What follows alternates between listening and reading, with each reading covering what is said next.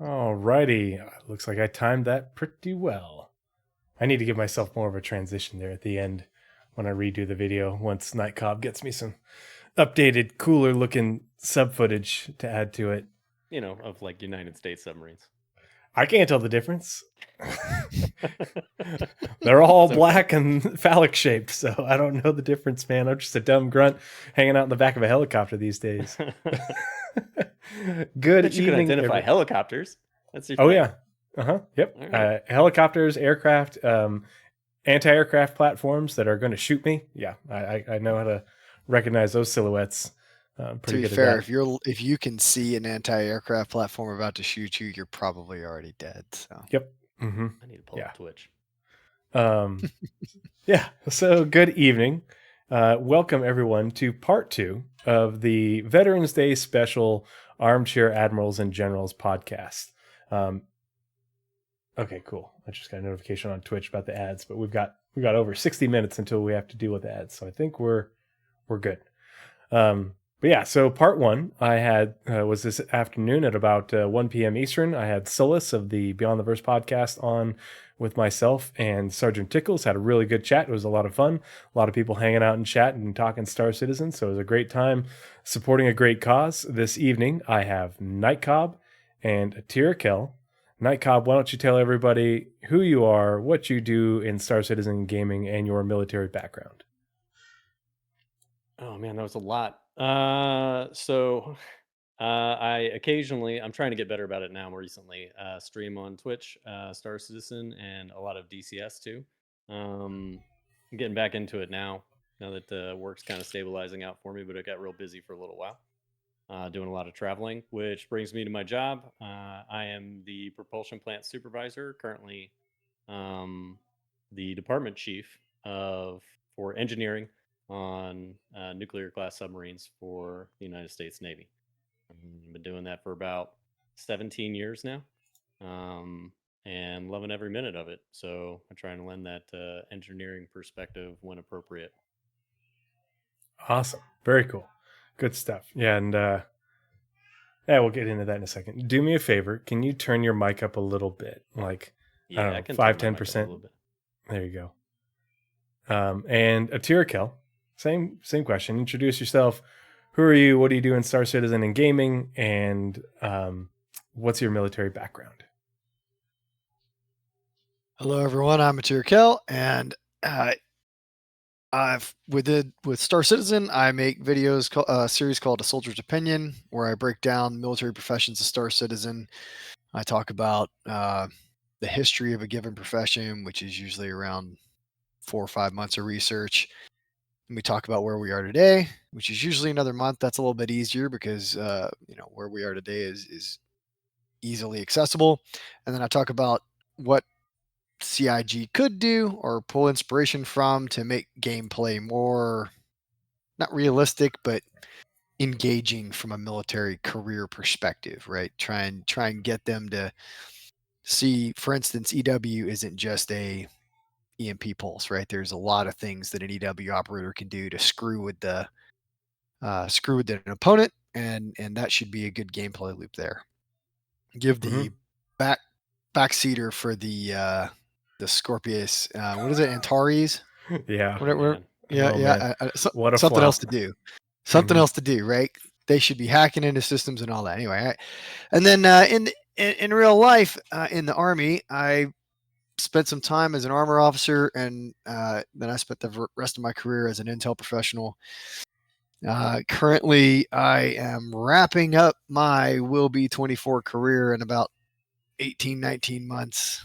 And right now I'm in an acquisition gig, which is interesting to see how the Navy, because I'm actually working in a Navy unit, spends their money, which is a fascinating...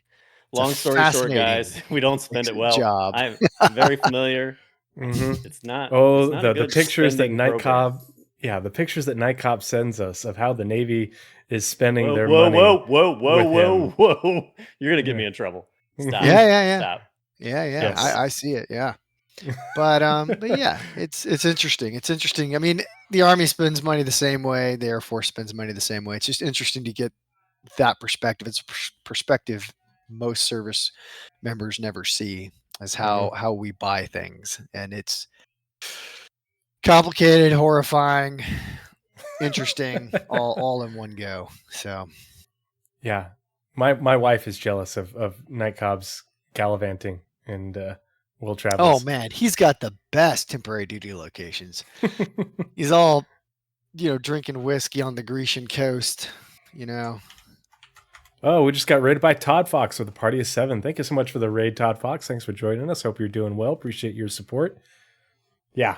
We have a fun ongoing conversation between the three of us because these are my 2 original podcast partners for this podcast in particular. And so we're always brainstorming things and talking about each other's experiences, not relevant to Star Citizen at all. And Attira Kell and I have been very jealous of the last several months of the glorious places that Cobb gets to go to. Mm-hmm. Yep. I know there's They're work really involved, upset. but there are weekends involved too. There are weekends involved too, and you're over here like, oh, woe is me. You're on a beach and. Man, you know the truth just as well as I do, guys. Like sometimes you're getting fucked, and sometimes sometimes you win. Sometimes you're winning. All right, I was really enjoying winning for the last year and a half. I had a pretty good shore duty. Don't get me wrong, there's a lot of hard times in that. What I don't share with you guys is like literally in between those trips, I'm out on a ship doing an inspection. I'm not getting any sleep, and then I'm spending 24 hours on a plane.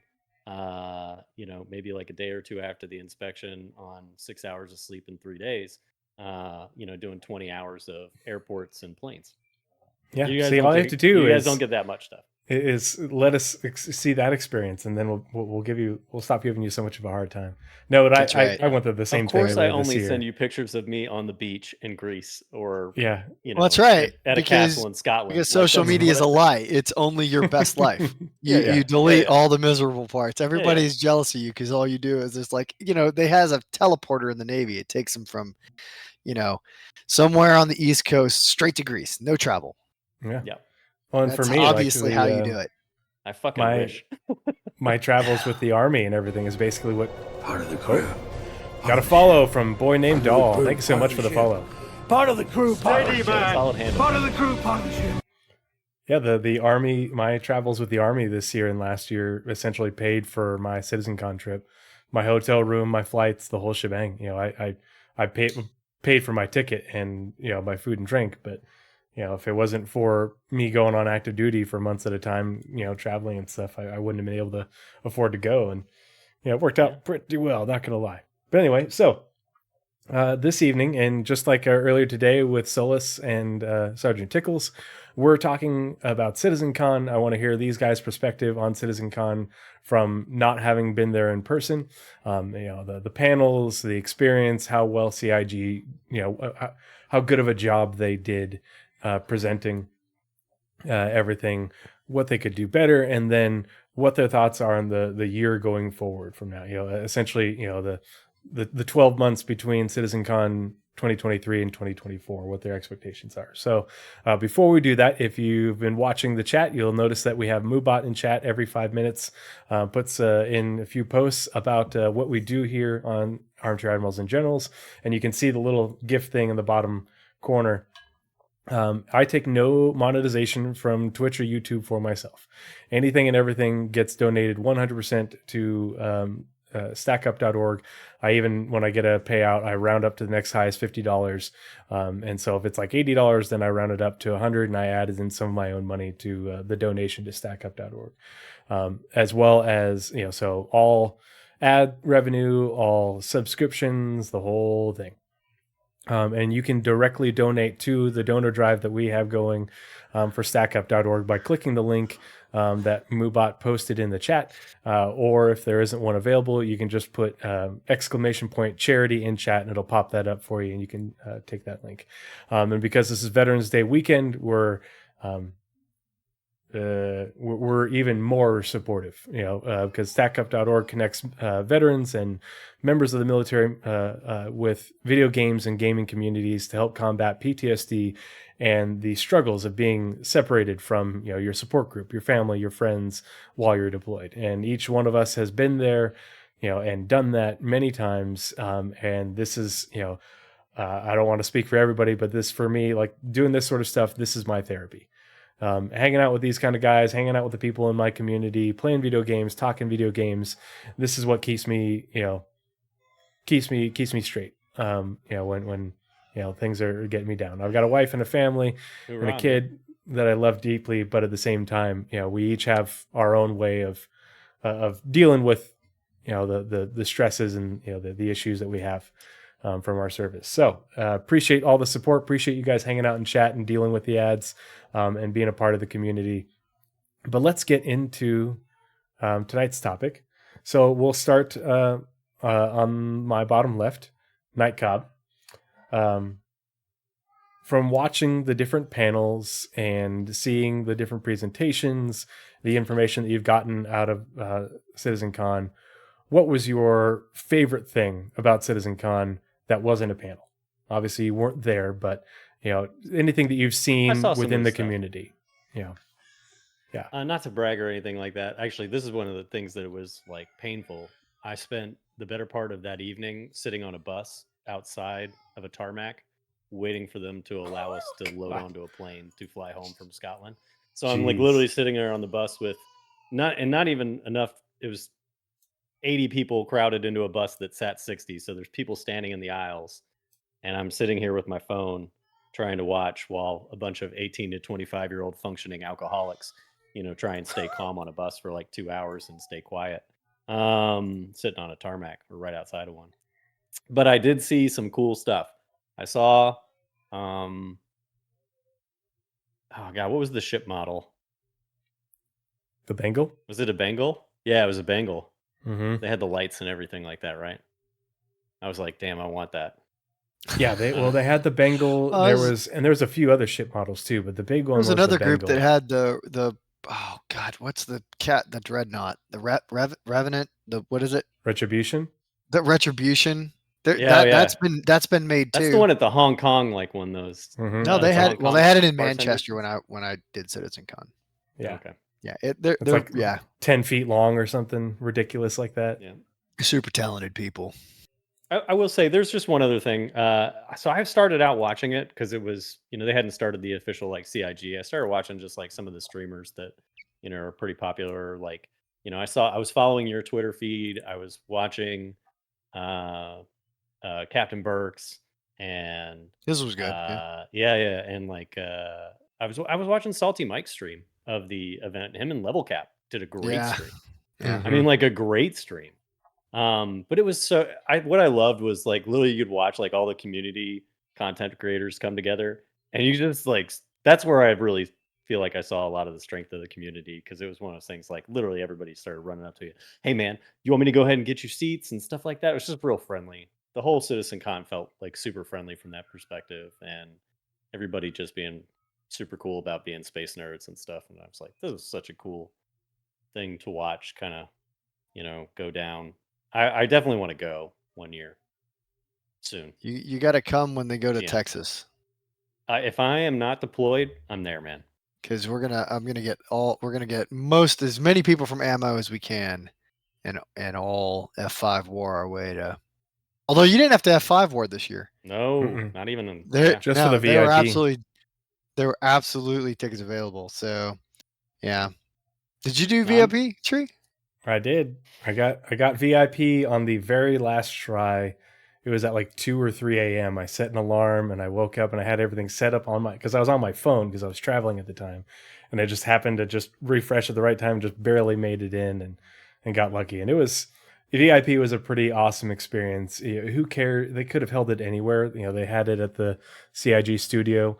And the tour was just a waste of time. You didn't really see anything. You only got to see part of the studio, but just hanging out with the devs that were there and so many other people, who were just passionate about Star Citizen was just a great time. The devs were like the most genuine people you'll ever meet. It was cool. So yeah, I've watched some of Salty and Level Cap's like joint stream that they did, and they had a really good like rapport. Would that be the word for it? Or Yeah, like they're back and forth. absolutely. Yeah. Well, It Level was- Cap's one of the nicest dudes. Like Mhm. it seems like he's just you can't not get along with that guy. True, Seems like to me. at the same time though, man, like kudos to Salty Mike and his incredible success following that. Like he was already a successful streamer. He is like blown up. Oh, did he blow up after that? He blew up. Oh, nice. Huge. Good for him.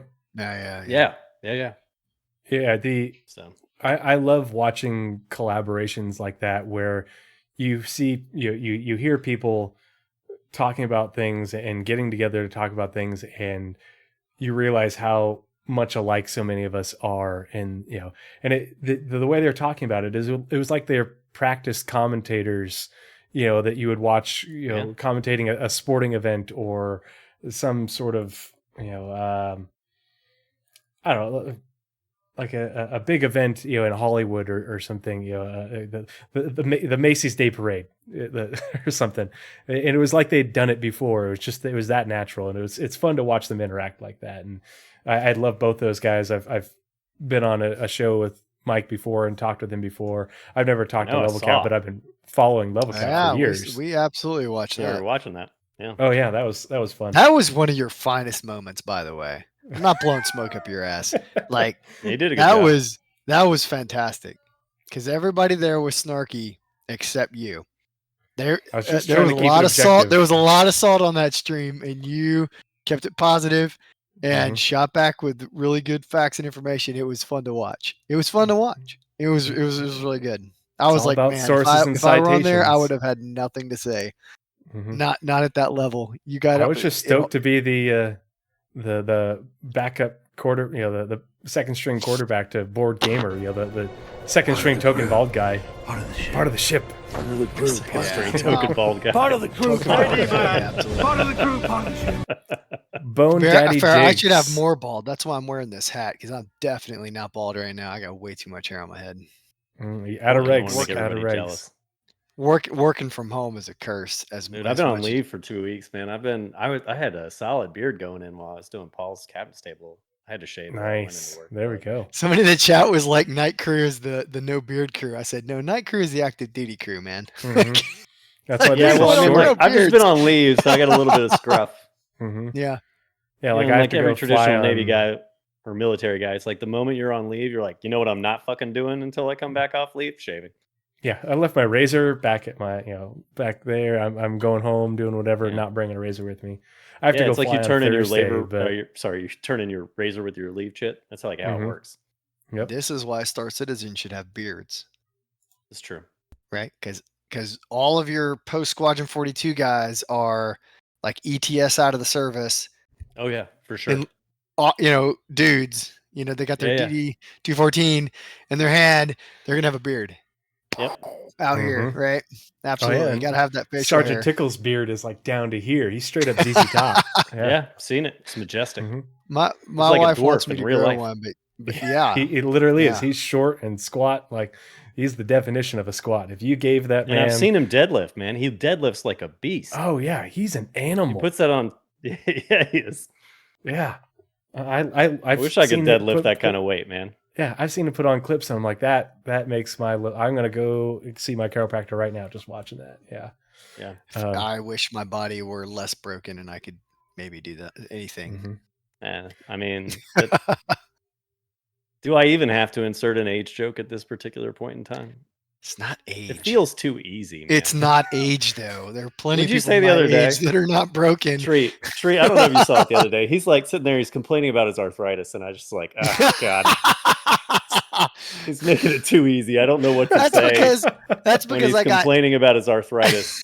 I got no treatment for really bad injuries over the course Yeah. of years. Mhm. Yeah. Not because I'm old. They're Yeah. Oh, I feel you. I I have an the Army's appointment. like throwing freaking Robitussin, Motrin, and alcohol at me, and they're like, "Yeah, that'll cure everything." It's like, Block it off. no, it won't. Look, I Attira, have I an got bad appointment- news for you, man. Even Army Medical's not going to be able to cure your old age. All right? Mhm. That's just old age hitting you Hey, hard, look, man. I don't know I'm what going to tell be you. the I'm in your prime meme here soon. All right. I just need you to know that. I have to take my old girl dog to the vet tomorrow. She's 12 for an man. injection for a new medication that just came out that's supposed to do wonders for osteoarthritis. And I'll see if I can swing another dose, and I'll mail it to you. And There you Yes. go. There you Just go. jam it into my ankle and Yep. good to go. That'll work. So continuing on, Attira Kell. Yeah. Your favorite thing about CitizenCon, not a panel. So, Not a the panel. experience. Yeah, if it was in the community in and around CitizenCon, watching the show, the things that weren't the presentations, anything and everything, things that people said around it, what was the best thing that wasn't a panel to come out of CitizenCon for you? Okay. Well, so we had a pretty big watch party in ammo, and I'll tell you, it drew a lot of the standard crowd, but we had a fantastic time rallying around it and enjoying it. So that was good. I thought, I watched about as much as I could take of CitizenCon. I thought the crowds there seemed to be in a pretty great mood, especially, we talked about the ticket sales were, I think, open all the way to the end, right? Mhm. They didn't sell every ticket they could have, but damn, the people that were there were freaking stoked to be there, and it looked great. I feel Crowd like they was- got close in terms of filling it up because there were not many Yeah. empty seats for the big panels. That's for sure. No, it looked full. Yeah, absolutely. It It did. looked good. Booths looked good. Just as far as experience goes, I thought this was the most tech challenged or not tech challenged stream they've ever done. So every previous year, I think they've had some pretty noticeable technical difficulties. That's true. Their and production value was solid. This year, God bless, yeah, production value was fantastic. Yeah. No glitches, no issues. Everything was smooth. Their freaking event organizers need a raise. I mean, they had it. It was like clockwork the whole way through, and I didn't feel like there was much wasted space. The whole organization was turned on for it, and it made it. I mean, from sitting in this room right here, my captain's quarters, and just watching from afar, it was it was pretty fantastic. Yeah, in general, everybody seemed very, very happy. Good. Yeah, I imagine that would have been a good thing, a fun thing to do with ammo. And for those of you in chat who aren't aware what ammo is the org that Attira Kell is and Night Cobb are both in. I'm actually still a member, although I've never get to do any org stuff.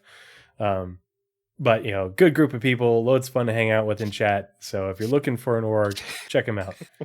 He's Shameless like, plug. I'm not a part of those assholes, but I'm in their Discord. Ugh. Yeah, I'm in their Discord talking shit and joking around, but they do have a good time. But yeah, and from a having been there in person perspective, the same thing. It wasn't like they were using tech to like gloss over things. It was. I mean, I've been to a bunch of professional conventions. I've been to a Dragon Con and a couple BlizzCons. It's I've been to some pretty big productions for business and pleasure, and it was impressive that they were able to get the transitions right and go back and forth from the main stage, and I'm assuming you guys saw the stuff in between where they were going to the other room and showing off all the Atmos stuff and the booths and the people doing their little interviews over there. Yeah, I saw Jared fucking around with the soccer ball in the God, guy that was with the too gown, funny. the medical gown. Yeah. No, See, it actually, works. I had a good laugh out of that. Mm-hmm. Yeah, and it was. I think that the only thing that like even remotely went wrong is when Sean Tracy went up there to do the character customizer panel bit. and his mic had horrific feedback for those of us who were there, but they got that taken care of in a matter of seconds. So Mm.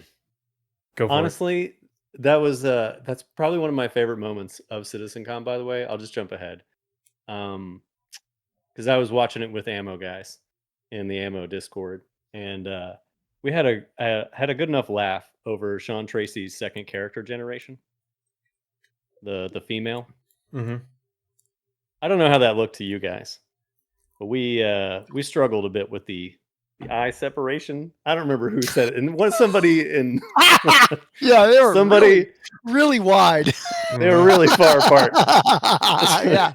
And I was like, couldn't "Wait, I stop don't remember laughing. that." We were Oh, all yeah, making that. jokes. Yeah, we were all making jokes, but I don't remember who said it, but somebody was like, it's like that character can see behind her. Like, and I couldn't stop, man. I was like, God damn. What's her field I don't of think vision he like? could see it though, and that was the funny yeah. thing. It was like, Mhm. I don't do the people in the audience feel this way? Or they're just like, oh It's man. just that is- us. It seems wrong. I rewatched that segment today with my wife to show her, because like if she ever played Star Citizen, it would just be to do the character customizer and and make characters or whatever. But she thought it was pretty cool. But that's what I noticed that, and I didn't point it out, but I was like, he pulled her eyes a little bit too far apart when he was moving them around. Yeah. But like after that he hit it kind of well, but it did kind of look like the eyes had a little bit of a weird He offset. did hide it well. Yeah. Yeah, like she had a bit of a I mean, laser that's eye. eye. okay. Well later. If you want to build in imperfections into your facial structure, because not everybody's eyes are perfectly level, right? I mean, it needs to be subtle, though. It can't be like whoop. But I mean, absolutely. But yeah, those were like inbred wide. Like that's Mhm. a problem. Like I said, Start going out to the It's side going like for a that, fish. that horse level of eyesight. Like, hey, maybe some of the Jean code got mixed in with the human, and so she yeah. Mhm. turtle eyes going on. Yeah, Mentalic Mutant in chat. They had an issue with the VKB joystick too. Yeah, during the Yeah, that prey the animal flying issue. demo where the joystick broke, and he I don't know exactly what was going wrong, but he couldn't. Something's wrong with his throttle. I Glad they fly had that too. VKB every single time. I've never had an issue. I'll say I got the new stacks. Operator I love it. error. Yeah. Operator error. Someday I'll get some nice VKBs. I'm using old T16,000s for now, but I mean, my left stick is still a T16,000. mhm. I have too many things to buy to spend another 245 on another premium Yeah. Gladiator. So Attira Kell, next question. What was your least favorite thing about the con? And again, not a presentation, something that you didn't like that, and it doesn't have to be from CIG. It could have been a reaction in the community, and anything about CitizenCon that you were not a fan of. I don't know that I expressed anything on the day that's non-panel related. I thought in general it was a positive experience. I don't really have anything negative with regard to non-panel focused thing. Doesn't have to be negative. You're the thing you liked least. That if they were to do CitizenCon over again, the thing that you could have done without, from a watching perspective versus being. I mean, I guess from a watching perspective, I didn't pay a great deal of attention to the booth walkthroughs. Right. Mm-hmm. I mean, I was there in 2019, and yes, the booths are cool and it's fun to be there. But I wasn't. That was where I got up and I went and I stretched and I came back for a panel. So, Mm-hmm. So that's kind of the only real thing that I didn't really need was walking around to all the booths. But that said, I caught a little bit of it and they were good. So it was cool. Yeah, the people that were there, the different orgs and groups and stuff, they put a lot of effort into those. But I don't think there's any way to appreciate it if you weren't there in person, especially with how dark it was in there. Like trying to get pictures of them for other people. They really like to make that. It was dark in 2019 too. They should go for a different flavor next year. Microtech. Yeah, someplace lit. Make everyone have really nice booths, not like pyro booths where it's all rusted, metal and red and all that. Let's go with Microtech booths and see, or ArtCorp booths, and see if you can make that work. Something a little bit lighter and less red. Yeah, it was very difficult to get pictures for people who weren't there. Like I was sending a ton of pictures to Nazareth because he was doing his live coverage, to show them the booths and all the things that were going on in there that wasn't the panels, trying to give them some of that experience. But I couldn't do a flash because then it would just white everything out. So it was really hard to get a good capture of the effort that a lot of these people were putting into their booth, their community booths that they did. But it was definitely very apparent that there was a lot of really passionate people who, did some pretty creative things in those booths. And so I enjoyed that during the breaks. Night Cop, same question. Thing that you could have done without, thing you didn't like, that you liked the least out of your experience from watching CitizenCon, not a panel. I'm gonna make it easy, man. I don't really even have anything. I enjoyed it all. I even like the cosplay contest. Oh, that was cool. I could have done with a little more. I would, you know what? Actually, I'll give you one thing they could have done a little bit better for me. They could have highlighted a little bit more of the fight or flight in between their panels, but it seemed like they didn't really even have that much time. I would have Instead, enjoyed the most seeing I some of the saw- live footage. Yeah. Yeah, Yeah. same. And It was because it was one of those things, like I didn't watch a lot of it, mainly because I was distracted by the meat of CitizenCon. So I thought it was probably great for those of you guys that were there, but for those of us at home, I'd say fight or flight was probably the least represented thing on the official CIG stream. Especially for the hype they gave it. Oh yeah, they did hype. And don't it a get me lot. wrong, There I was get it. Atmo Esports was really the primary one responsible, but I think just like a few side shots to like regular updates, like, hey, just a status update. This is where we're at with fight or flight, and maybe show a highlight reel that they borrowed from Atmo, something like that. That'd been cool. Yeah, if that would have been good if you had somebody who was watching it live and was like regularly taking clips to play, like you said, a highlight reel, because they do that for sports. Someone scores a touchdown, gets a clutch interception or something like that, and they play that when they go to commercial break and it's ready to go. I think that's something that they could do, and that would have been really cool for you guys who, you don't get to see the whole fight or whatever, but a few of the highlights of the last one that just went on. That's why they need to get us the news van in game, the news Tano, right? With its drones, right? So that Atmo, because what Atmo can't do is they can't give third person perspective of both fighters, right? And so like a football game, the cameras are 200 feet away in the various points around the stadium.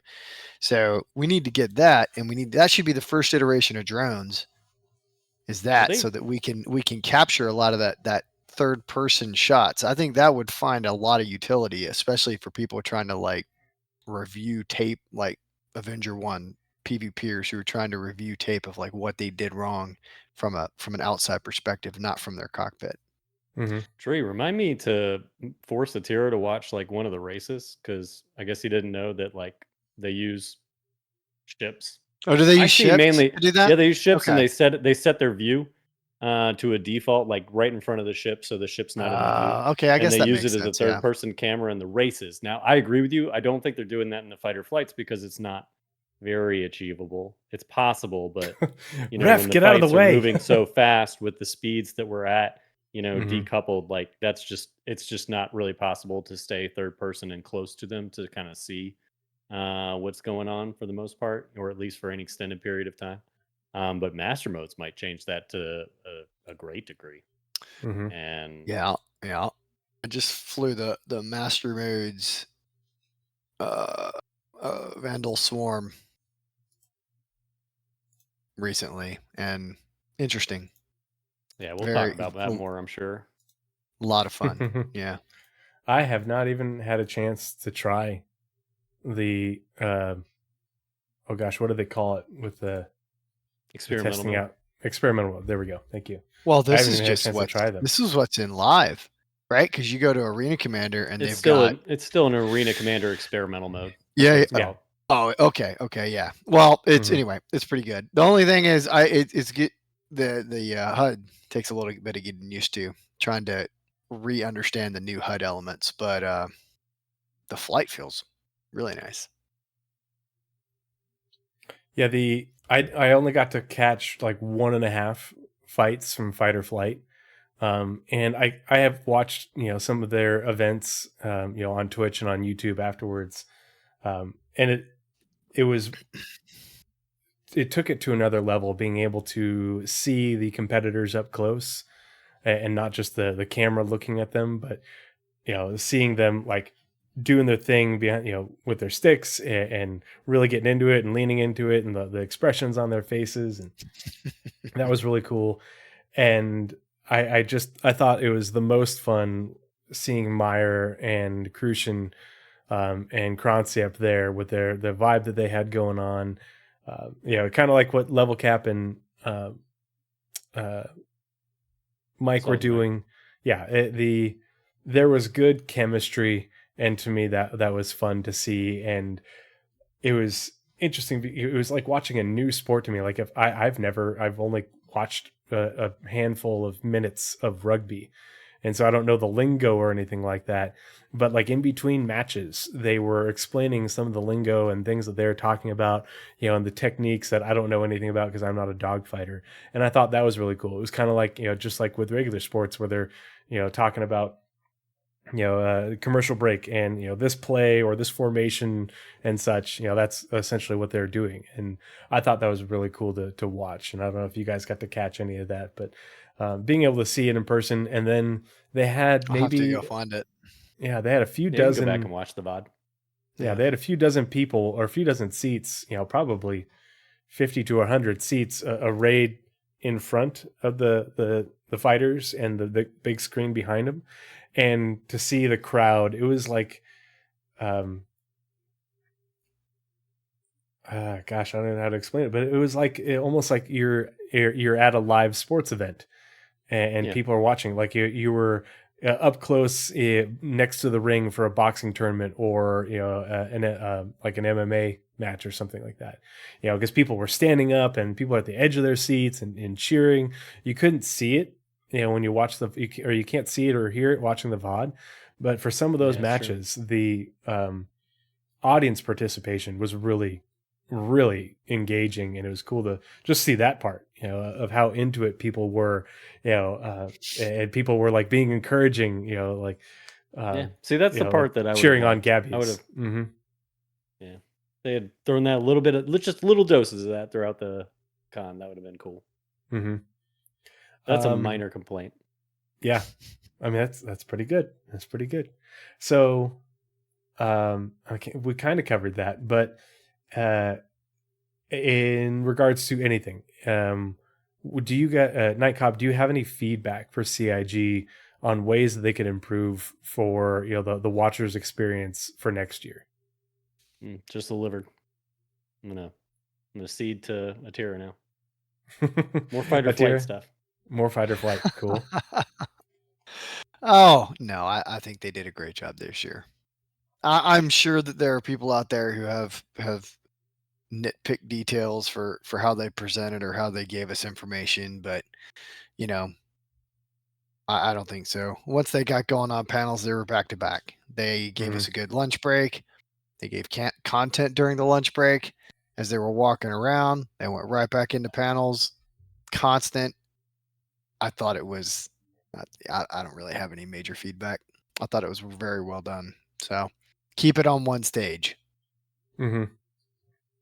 Did they have two stages at Manchester? Yes. Mm-hmm. They had and it was actually really sad because the ship panel was backed up right against Tony Z. Tony Z was the last major discussion before the whatever they call their finale, the back half of the keynote. Mm-hmm. Well, the keynote's like the front, right? Whatever they call the back half, because they whatever. You know Closing. what I mean? The closing stuff. Closing So remarks. Yeah. yeah. So everybody got out of the ship like mid-stint. They're still talking. They're like, we gotta go. We're gonna get seats for Tony Z. And everybody went in and they watched the economy thing, right? Even though, which tells you right there, right, that what everybody's priority is for development is they're like, they really want to understand that and they want to see it come in. But you avoid that awkwardness by just having, 2 days is fine. One stage, everybody in one place. I think that's the way to do it. Absolutely. Yeah, in 2018, I was at Austin and they had 2 stages, and you could definitely tell the way they organized it, what things were not center stage and, what things were.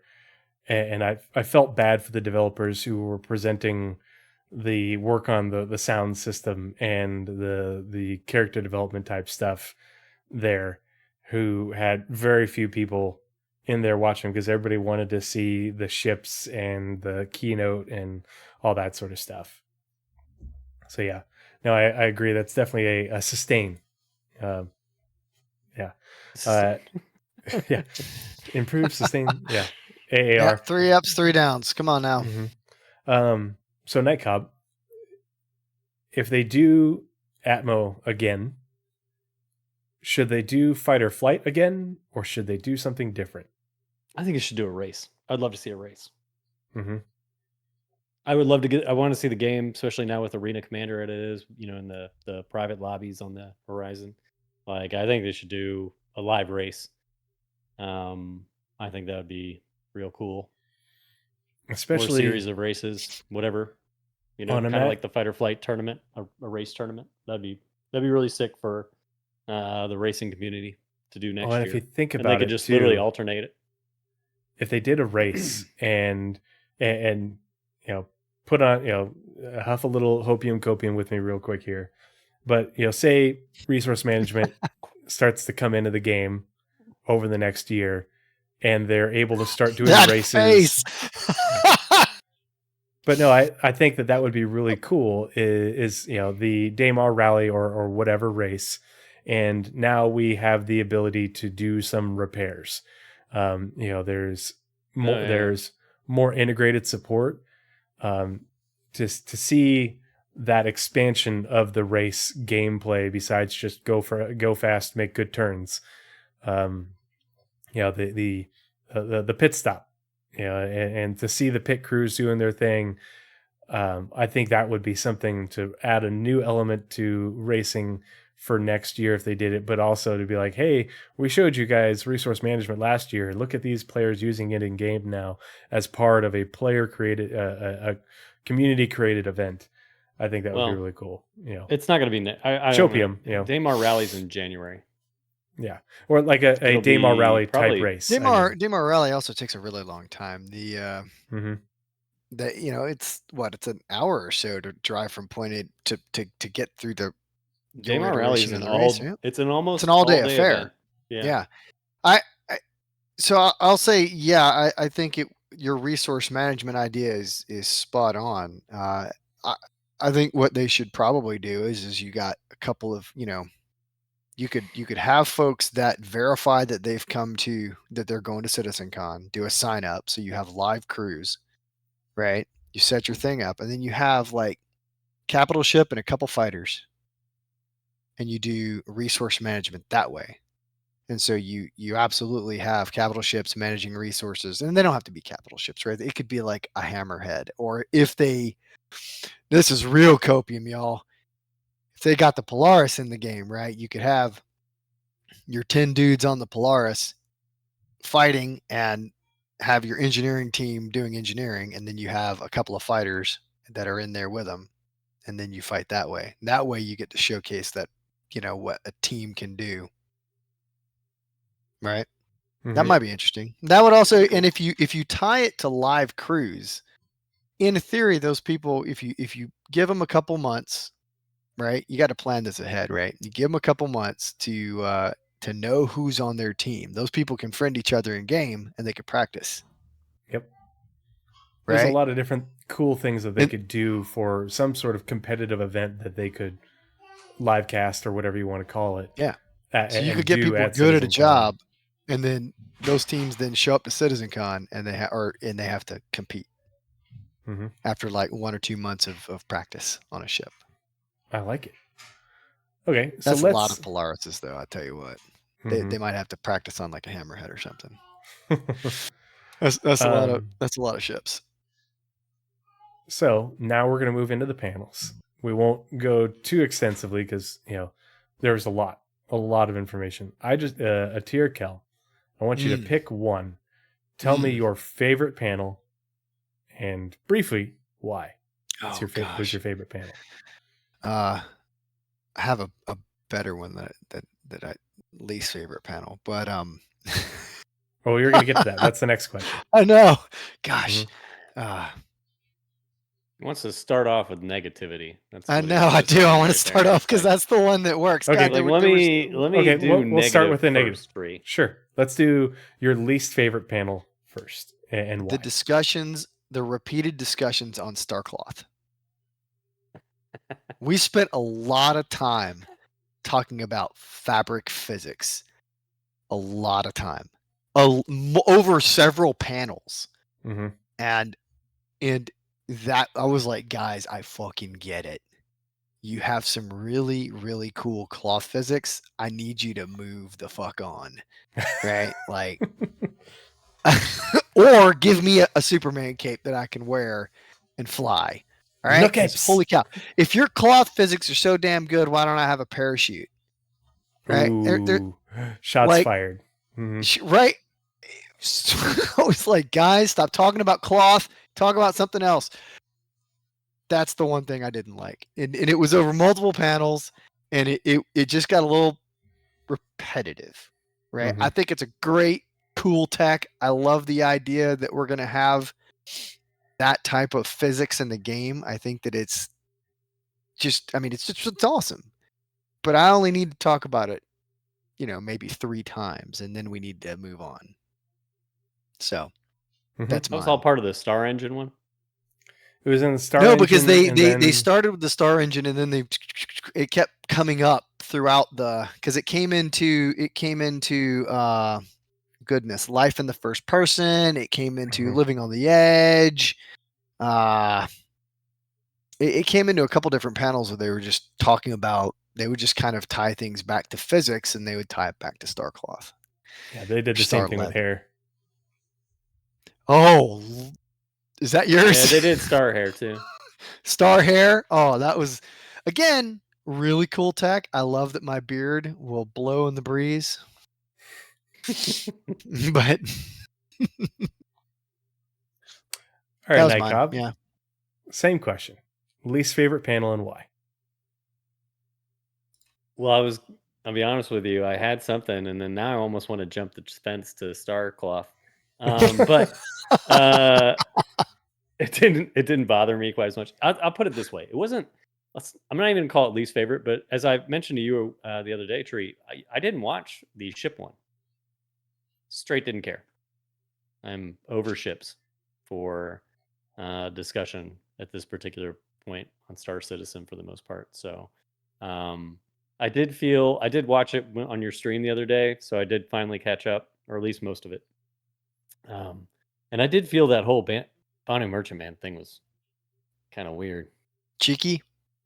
I don't want It's to a say bit- cheeky. It's I a bit felt like, cheeky to show that if it's not being worked on. I don't know. I get why they were trying to explain, hey, this is where we left it, guys. But at the same time, I was just like, I don't know. I'm like I said, I'm over ship discussions. It was my least, the one I didn't even look forward to. It was my least interesting one. I'd rather talk about things. Honestly, you know what I would have loved to have heard them mention more over talk about is like, here's where we're at with master modes. We've got 30 of these done for master modes. You know, they put that chart up on the wall. They're like, hey, here's the ships that we have in game. Those are blue. White are the ships that have yet to be done.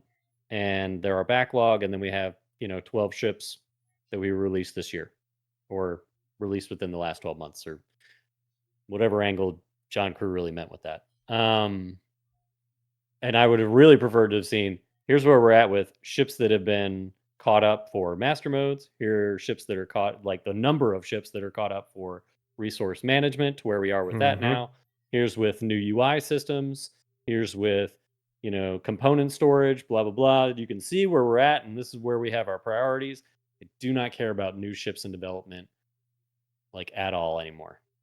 I need them to just catch saw up to you tech. comment that you're going to buy the TIE Fighter. Yeah, in game it'll get added to a grind list. So is the Zeus. I mean, I still have to have some means of progression in the game because there's nothing else for me but buying ships Nope, right now. just take all that submarine It's buying money ships, and, man. and buy ships. Submarine money. Submarine money. The submarine money goes. You got to planes and TDY money DCS, out your man. butt right now. The submarine money goes to planes and peripherals, man. Fair. Planes and peripherals. They're I bought the Phantom. they're plain JPEGs, mind you. No, I can play my planes for the most part. I only got one JPEG plane. In that it's not, he doesn't have an actual plane. Everybody, Oh yeah. He's not a real pilot. No, that's fair. That is totally fair, because He only plays one on TV. I don't really get excited I about stayed at the ships Holiday Inn anymore Express last night. because especially with this CitizenCon, where it was all about the features that are huge quality of life improvements and gameplay that they are working on. I couldn't really care less about new ships at this point, just because we have so many ships. And the ships to me pale in comparison to resource management engineering gameplay. It pales in comparison to doing a raid at a distribution center. It pales in comparison to having a freaking working star map and all the other map features that they're working on. So yeah, I totally feel that you're there. I do appreciate that they took the time, and they probably could have taken less time, but the BMM question is we keep on getting asked this. People don't watch SCL. So they don't hear the answer, and we want to be open and honest. And so I can appreciate that they wanted to be transparent, to a degree, but it's clear enough that they can say, look, this is what happened. This is where we left it off, but this is how we've recovered, and this is how we're going to do better going forward. That's what I took from it. And so it's like, okay, and BMM don't care. The big question is, we shouldn't. I'm sorry, BMM owners, but we shouldn't care. That ship is worthless to us in game right now. Mm-hmm. Yep. I know it can carry a lot of cargo, guys, but so can a lot of other ships. And I know it's cool. It's an alien ship, and I know y'all are excited. Well, about it's also it, a Corvette class vessel, effectively, yeah. or possibly, now that it's grown, a frigate sized vessel. The intent is that that's their wartime cap ship for the Banu. So in theory, it would be a reasonable competitor for a Polaris in game. Mm-hmm. That said, its primary function of trade is not a thing yet. That's what most people want it for. Nobody bought that ship with the idea that that's my new Corvette class. No, they didn't. Polaris. Absolutely not. No, they bought it for the in-game, or the in the built-in stalls, shop stalls, and all that stuff. Yeah. Yeah, people want to be a like spice trader, Yeah. Yeah. People want to play Rogue Trader. That's really what it is. They want to play like Rogue Trader from like 40K. And I think it would be really good if they could release Pyro on time and then focus on it, because having a ship like that show up in Pyro and be able to go between there should be a way for that ship to profit running supplies in such a vast open area. What else are you gonna do? I mean, you can run backdoor deals out of your Cuddy Black all day, man. You can, but you can't supply a planet on and whole outposts of hundreds of people on a Cuddy Black. You can do a lot of shit out of a C2. You can. I'm just trying to throw him a bone, man. I'm trying to take that bone, put it back in the bone bag. Focus on something else. Hey, it's an existing ship. It's one of the oldest. It's an existing ship. It's one of the oldest. I think they should try and finish it. I'd say there's plenty of other ships that matter more, and I'd think it's way more important to get master modes and resource management. Yeah, but those are different teams.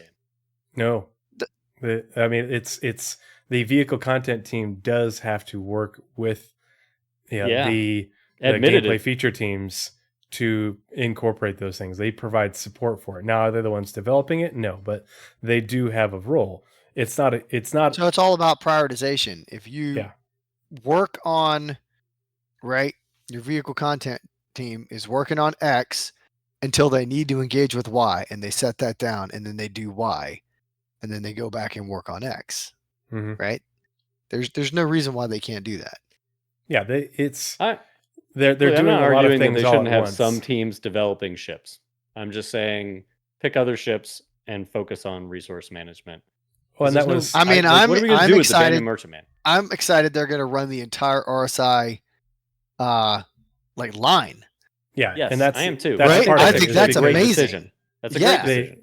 It's a good decision, and that was part of the hey, we'll come back to the BMM when we're ready, but for now we need to be making the best use of our time and the resources we have available especially while they're growing the team and training up those new people.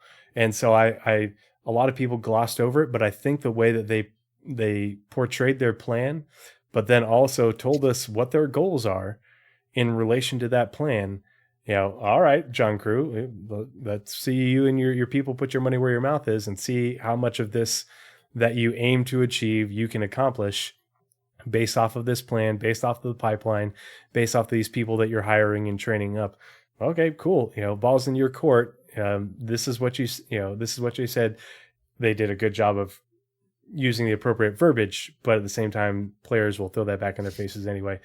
But I think that's a good indicator of how confident they are in the size of their team and their ability their ability to train those new members and continue to grow the team while also producing content.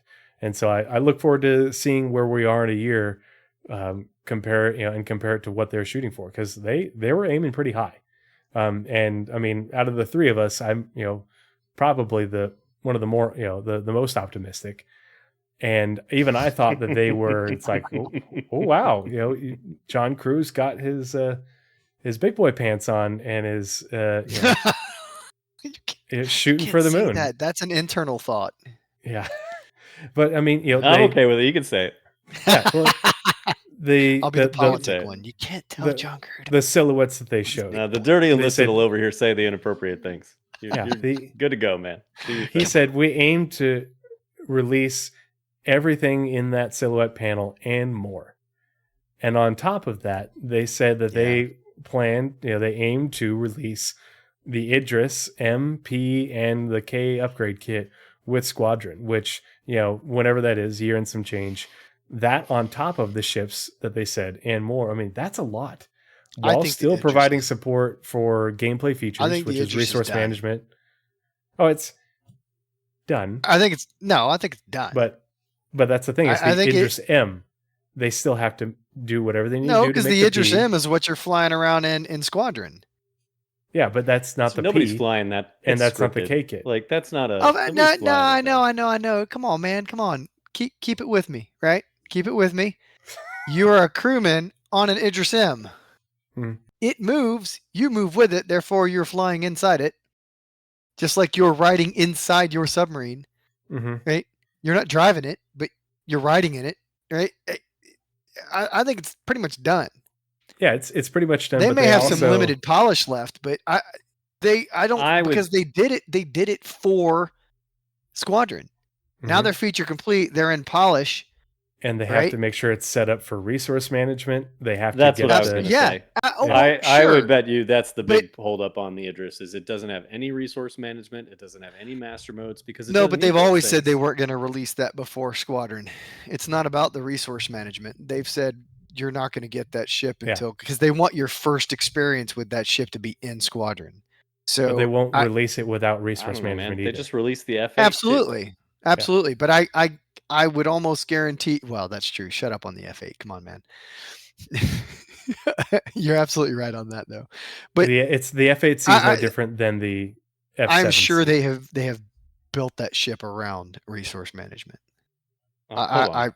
I imagine they've gotten it caught they've up built or the have done holes. some They've work. built the holes in it to support what they want to do with it. Yeah. I'll bet they have. Come on, you really think that he's going to go? Well, we're complete. not We're that- good. It's not the end that I'm worried about. It's you have additional work to do in order to make the P and the K a thing. Oh yeah. And Well, all right. yeah. Balls in I mean, your court. your first beam weapon is going to modularity's right around the corner there, Tree. Don't worry about it, man. Yeah. See, now I'm on the copium with Tree, and Cobb's over here just like, nah, they're fucked. They're not anywhere close to They're being not ready. fucked up. Look, I think they're coming close on a lot of good things, and we're gonna get to the positive side of the discussion. But you asked me for the negative thing, and ship discussion is, I feel like, a trigger for the community and even me right now. And it's not that I don't understand that, like, not all the same, like the guys that draw pretty pictures of ships are not the guys that are going to put master modes and resource management into all the ships. I know that. All right. So I know that game's going to continue regardless. And it makes sense. You got to keep the ship artists employed. But at the same time, what would be a real criminal, in my opinion, or really just a big shame, is if we're waiting on, because it sounds like master modes is done, right?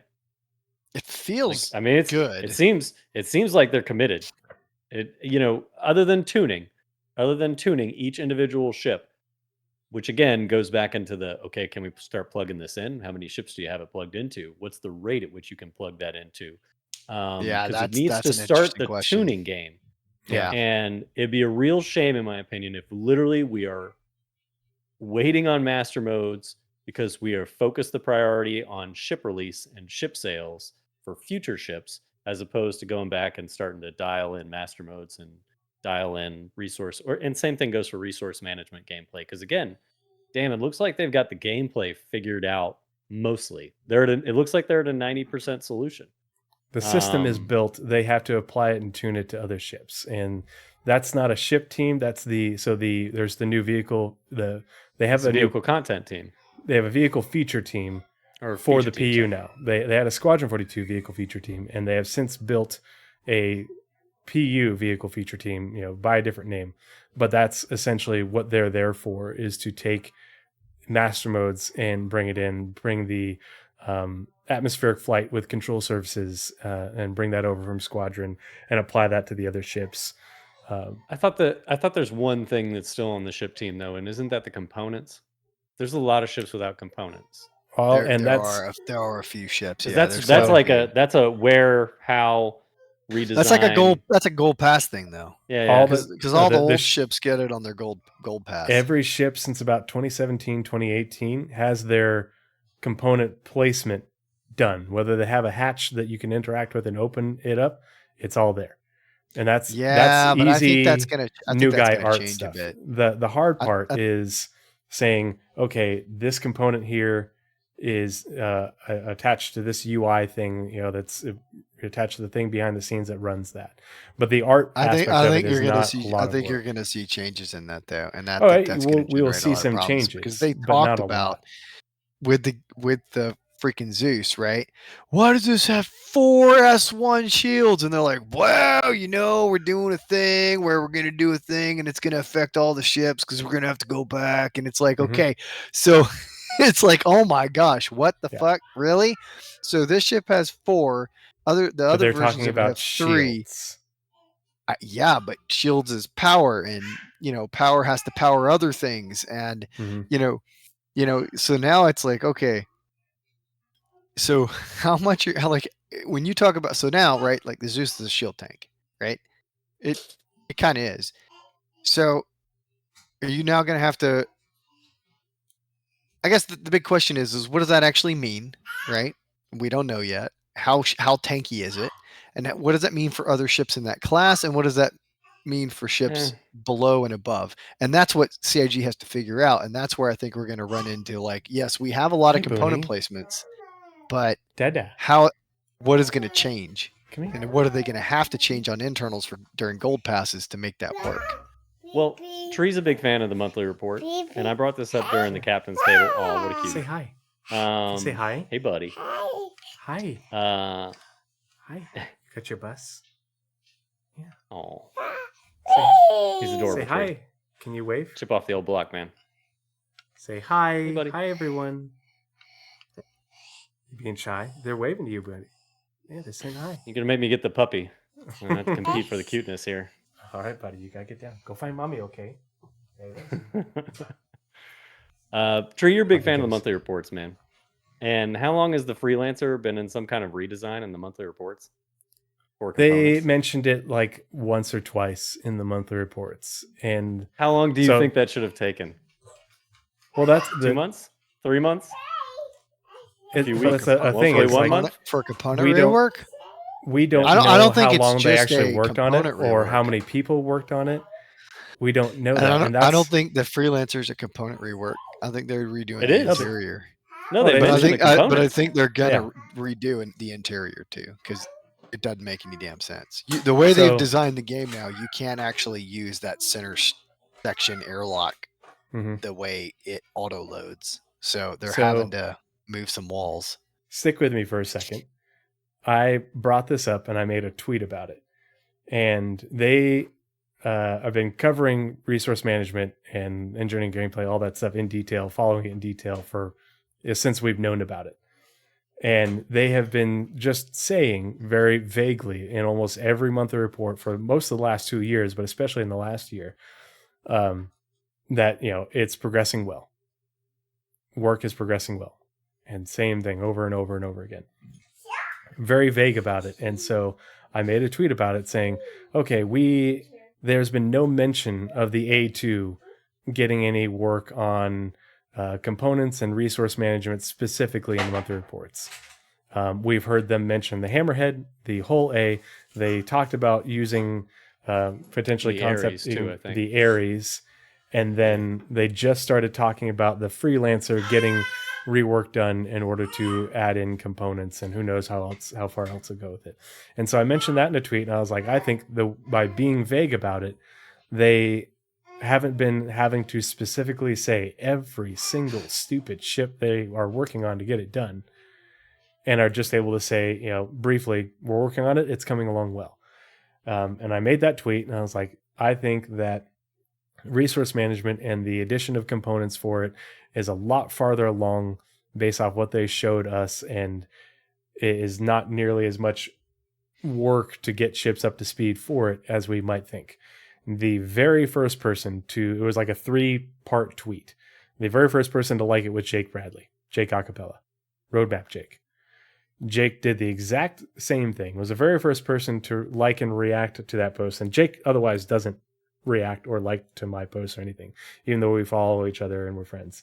He did the exact same thing when I made the prediction about 5 days prior about the separation of the replication layer in Q4 and crash recovery as part of the preview channel testing. And when they announced it 5 days later, he retweeted my tweet or commented and said, Tree gets a cookie for actually reading the monthly reports and predicting this on the nose, something to that effect. And so I'm like, what are you saying, not saying there, Jake?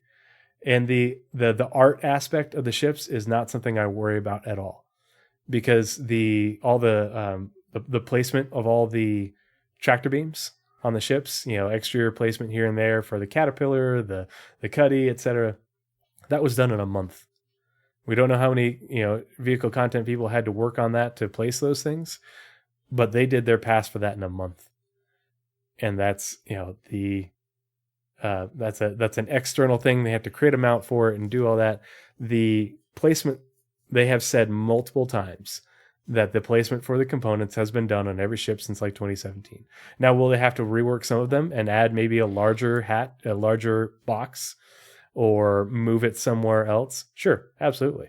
But they have been doing this and planning for it for years. They just haven't put them in because, time constraints, didn't need to, et cetera, et cetera. But the spaces for that has been there and has been a part of the process, from concept to finish for every ship for like 6 years now. So I don't think it's a huge thing for them to say, okay, hatch and box. because that's just art. The hard part is, that they've had to build this system that runs in the background and then tune it and make sure it works and make sure it ties into the actual game and how we interact with it. That's the big work, and that part's done. Now you are just adding it to the different ships, and okay, we need to place this here, what lines we want to connect to each other. But it's the code of making it function that's the hardest part. Copying it to another ship and moving things around isn't 90% of the work. It's the last 10% of the work. And we have a UI for it now. And they said, yeah, it's still needs polish and everything, but I thought that looked great. I thought it worked well. That UI Oh, no complaints about the I UI. thought that man. UI looked good. Yeah, I think was the UI, like I polished. said, that's why I think it's like a 90% solution. And this is again, I understand your special tweet status with Jake and all, and I think that's great. Special tweet status. I'll be the first to give you the cookie this time if you're right about all the ship stuff. But like tinfoil hat. Yeah, sure. My concern. That's my concern. That's all I'm saying is I think it would be a great shame if it does hold it up. And that's all. That was my original point. Like if it is literally progressing on the right timeline, so that we are going to get master modes, we're going to get resource management for all the ships in the game in the next 6 to 12 months, and it's all gravy, and I should just shut up and color. I'm down, dude. I'll be the first to eat crow and feed you a cookie. But my concern would be Night Cobb is going to buy those really nice cookies that you can have delivered. No, I think he's gonna have to fly out and videotape him. You still owe me a bottle of bourbon, by the way. Anyway, but yeah, crumble. It'll be a really nice cookie. It'll be. I don't think they would have those delicatessen cookies or whatever. And that's why I think that I'll put crayons in it. I'm encouraged by how much ship development in terms of production they're committing to. I'm like, well, if they're committing to that much, I think that we're probably farther along on these things than their support of them than we realize. Now, is there probably a lot more work for the vehicle feature team to do for master modes, for controlled services, for resource management? Yes, that ball's in their court. Yeah, but that's a different team than the people who do the art for the ships. I'll tell you why I'm concerned, by the way. My primary example, and I'm hoping this is just, anecdotal and not, a systemic representation of where they're at, is, I hate to say it, but the Arena Commander Master Modes, as Attira brought up earlier, man, like, there's still one ship. It's just one. And I'm like looking at it like, I would hope you've got at least 3 to 5, based on the ships you had to apply it to get it where you are showing it to us in squadrons, that the players fly. I got it. The AI don't technically need, the UI HUD and all that shit. But, I would imagine you could feed us all the player ships from squadrons into the experimental mode for master modes. I mean, and it's kind of like, okay, it's been out for a couple months. You're definitely very right. I feel like they should quantify those things better instead of leaving them up to interpretation. Because like you talked about, man. Yeah, that's their whole shtick. They don't. You talked about the diagram. But they'll say, hey, we intend to release all these ships in the next 12 months. Okay, well then say we intend to release this many ships with resource management, or whatever. But at the same time, maybe they can't speak that confidently about gameplay features versus ship development. I don't know. But I do think that it would be nicer. It would be good if they could quantify or at least tell us this is where we're at. Like you were saying, say we've got resource management done and built out on these ships, or master modes. We have produced it for these ships and it's in testing and we'll be delivering it to you soon. Honestly, all I want to see is I just want to see the experimental modes for master modes, like on patch notes, like when a new patch or, whatever drops, or if it's just, a dev post in Spectrum, like, hey, this on the master mode schedule, by the way, we're adding this ship and this ship to the master modes testing this week. And I would want to see that like every 2 weeks to a month, That would be good, actually. Yeah. Yeah, like if they start, honestly, no joke. If y'all want me to start playing Arena Commander with some like hardcore longevity, like for the next year, I will. Like that's what if I started seeing more ships than just the Gladius come in, dude, I'll test your master modes all day. I'll spend all day in Arena Commander playing that game. But right now it's literally just Gladius versus Gladius. Not interesting. Mm-hmm. We need like I want to see Well, what. it's not Gladius versus Gladius. It's Gladius versus Duel. But yeah. Yeah. But I mean, like I want to see like players getting in heavy fighters, taking on light fighters, seeing what the dynamic is.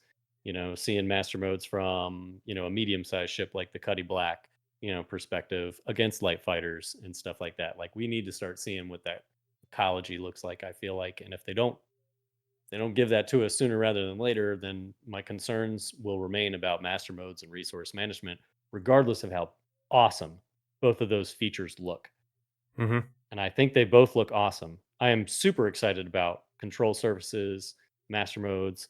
I mean, I've got some minor concerns and I don't know, possible gripes, but for the most part, I think, and resource management, we have to like redo our resource management discussion, by the way, Tree, because I really got to talk about this battery supplemental. You don't have enough power supplies to actually power your ship in normal and combat modes. You got to make decisions about sacrificing power to combat systems just to go into combat. Like we have to have a whole discussion about how wrong that is from a design perspective. I'm glad I wasn't the only one that thought that. Nobody does that. I'm just the stupidest thing ever. Yeah, and by the way, Thorsten, I don't know if he realizes it, but he does this whole. I'll just skip to this. He does this whole presentation, right, of at the end with them in the A2, and they're like struggling against the Gladius. And I know a lot of that's gamified based on how they set up the Gladius and stuff, but it reveals the hole in the logic of like, so we're trying to repair the power supply, but the quantum drive was also down and we wanted to get free, but I didn't have enough power to power all the systems with the one power supply. And it's like, yeah, that makes sense, man. But you actually didn't, based on your system of logic, have enough power to supply all the systems with both power supplies. So now you're really screwed when one goes down. So it's not even that you have any kind of redundancy that you're trying to repair. You are straight triage from the moment like you get into combat. And before you lose anything, you're triaging.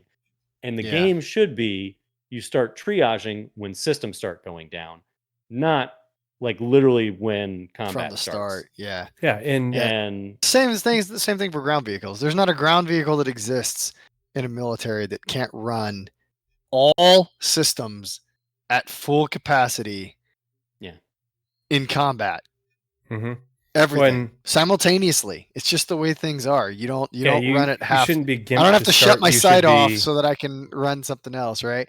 Yeah, I have additional power, and I'm going to divert additional power to shields while I have it, or to weapons to increase the fire rate or the recharge rate. You shouldn't. All people are going to do is shut off gravity. They're going to shut off what? They're going to find that the life support. It's going to be one of the first ones to go because you got your suit, right? So right and fire.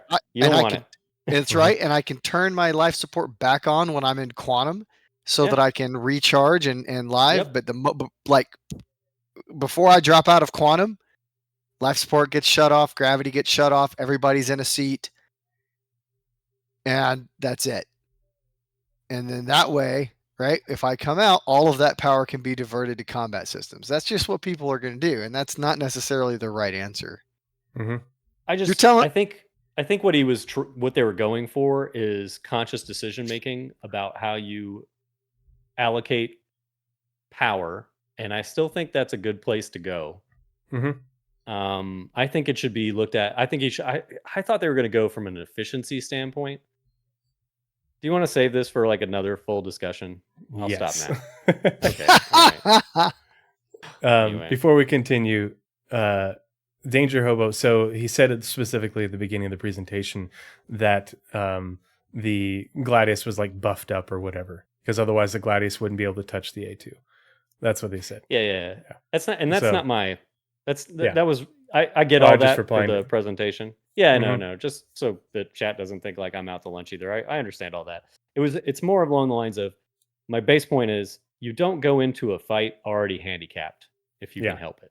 And if Never. you're using battery to supplement your normal power supply, then you've already walked into the fight handicapped. Like we have an emergency battery on a submarine. It's at a full state of charge when we go into normal operations, combat, you name it. Like the reactor is the normal power supply, and it does a damn fine job of supplying power to the entire submarine with room to spare for With all room operations. to spare. Mhm. Yeah.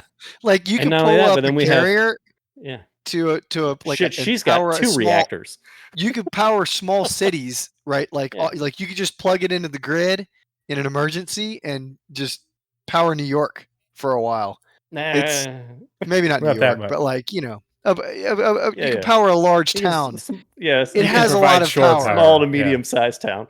Small to medium sized town. New York. Let's try it. it's I want to see what happens. Over-engineered. Over-engineered. But it is silly though that CIG would approach it from a perspective of like 900 years in the future, you can't run all your systems at the same time. Yeah. Wait, Yeah. what? I'm Yeah. like, what?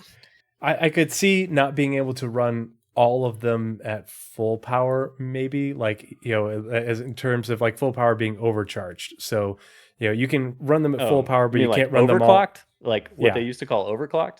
Yeah, Yeah, you I can see could. that. You can't give No, all that would be everything fine. extra. Yeah. you can't give everything extra Yeah. juice at one time. But yeah. Yeah. Anyway, I so can get on board with that. reeling it back in. Night Okay, Cod was sorry. out. Night Cod was out to lunch on Well, the taxpayers' you dime. triggered him and- like no one's business, man. So I have my Look, I have to positives create now, a by the little way. bit of drama on the podcast, all right? yeah. Yeah. It's got to be a little So- bit of drama.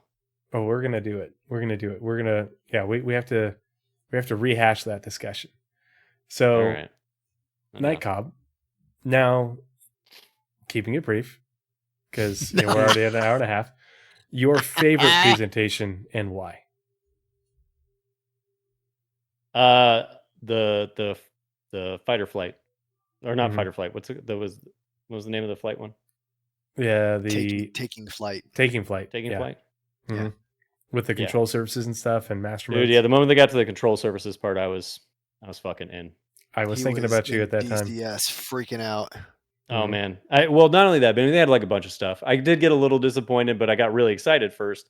Was in there talking about we're changing the startup sequence for your ships, and I was like, oh snap, are we about to cold start some Gladiuses here? Like, I'm addicted to 20 to 30 step procedures that I have to memorize I need to you start up. Shh, stop you talking. know- Shh. Shh. No. No. Look, man, I No. have to memorize entire No. books, entire books. It's a video game. to start up a nuclear reactor, like, But and not it's for just like, required. Like, give people Repeat the after option. me, Cobb. but- Video yeah. game. I could see a several step process of, you are, you start up your power plant and you have to, it's just like timing your reloads in like FPS games. Gears of War, and Gears Yeah. of War and stuff like that. Yeah. Yeah. I'm with you. I'm with you, and I want that. Yeah. And if you I time think it, you guys are crazy if they're gonna move away from flight ready. well, no, not move away. They from, did move you away can from sti- Flight Ready. Did you see it? You can Yeah. still Yeah, give but people I the button to think press he flight was- ready. But I think that they were will just taking you through the process that you could do to show you the hand motions. Nah, Mhm. I, I don't it's the think- I think it's the new 4-step Flight Ready. Oh my I don't think- gosh. Can you I don't imagine think the they're new mutually player shows exclusive. up and he's like, I have to what order? What? I can't get this ship off the There'll be a ground. tutorial. he- Don't worry about it. Yeah, but Look, if it's they, not going to be DCS. It's not going to be a 40-step cold start procedure. But I liked that it was more interactive. And I know Tree's a big fan of the inverse kinematics and Mhm. the animations. I am too. All right, and it's given a little bit more character to starting up your ship, and I like that. I like that character moment of starting up your ship, just like I like it for when I start up my planes in DCS. And I got it. I'm not looking for 20-step procedures. That was more of a joke to trigger the community there. Yeah. Like I said, I'm about the drama Cobb. Ooh, new name. But yeah, right. But I like that portion of the presentation a lot, and I really love the control surfaces. I think they're heading just the right direction for that. My only complaint was I really would have loved to have seen what their idea was for VTOL. Like I wanted to see VTOL in action. I was like, if that's control surfaces with ships that have actual control surfaces, that's cool. I need to see that on the Cutlass and see what this looks like from a VTOL perspective and see what the change in the same atmospheric flight profile is going to be. So that the community, and not only that, but I felt like the community probably needed to see that too, because it was going to be one of those like jarring, As like, long oh as long as shit. Yeah, it when I- as long as it wasn't as long as it isn't their first attempt at changing VTOL, which was Well, and they've been ridiculous. Yeah, I heard that was mixed reactions. I heard that was awesome idea, poor execution. I was If not. So you- I mean, I support the idea of having VTOL flight characteristics change, but it became way too easy for a simple slight mistake to end up crashing hover you. mode. Yeah, hover mode was not a If easy you are flight comfortable and understand how helicopters work, it wasn't a big deal. But if you're used to one thing and you aren't able to wrap your head around how helicopters But if work, you are the then you're gonna have a 99% really of the hard time. world that doesn't Yeah. know how to fly a helicopter, you're kind of Mhm. fucked.